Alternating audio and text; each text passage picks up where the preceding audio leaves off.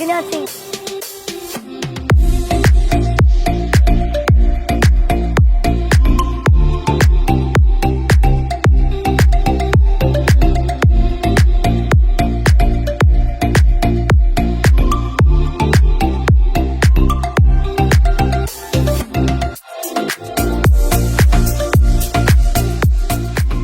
Մի վարպետ է լինում, սիրահարված էր մի աղջկա, բայց վախենում էր մոտենալ։